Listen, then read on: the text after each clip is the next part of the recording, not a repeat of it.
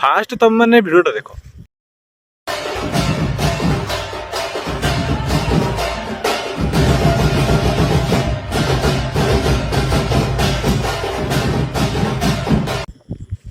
ଏମିତିରେ ତ ମୁଁ ଭଗବାନଙ୍କୁ ମାନେନି, କିନ୍ତୁ ଯେହେତୁ ମୁଁ ଗୋଟେ ଓଡ଼ିଆ, ଯେତେବେଳେ ଆମ ଓଡ଼ିଆ ପରମ୍ପରାରେ ରଥଯାତ୍ରା ଆସେ, ରଥଯାତ୍ରା ଟାଇମ୍ରେ ଯେତେବେଳେ ଜଗନ୍ନାଥଙ୍କୁ, ମହାପ୍ରଭୁ ଜଗନ୍ନାଥଙ୍କୁ ଯେତେବେଳେ ଘୋଷାଡ଼ି ଘୋଷାଡ଼ି ସେମାନେ ହଲେଇ ହଲେଇ ଝୁଲେଇ ଝୁଲେଇକିରି ରଥକୁ ଆଣନ୍ତି, ସେ ଯେଉଁ ଏଣ୍ଟ୍ରିଟା, ସେ ଏଣ୍ଟ୍ରି ଟାଇମ୍ରେ ଜଗନ୍ନାଥଙ୍କ ଯେଉଁ ଟାହିଆ ଥାଏ ଉପରେ ଥାଏ, ତମେ ଜାଣିଥିବ, ସେଇଟା ମାନେ ଯେଉଁ ଜଗନ୍ନାଥଙ୍କ ସହିତ ହଲୁଥାଏ, ସେଇଟା ମଜା ଆସେ ଦେଖିବା ପାଇଁ, ବହୁତ ବଢ଼ିଆ ଲାଗେ। କିନ୍ତୁ ଏଥର କ'ଣ ହେଇଛି ମୁଁ ତ ଜାଣିନି, କାହାର ତ୍ରୁଟି ରହିଛି କି କୌଣସି କାରଣବଶତଃ ସେଟାକୁ ହଟେଇ ଦିଆଯାଇଛି।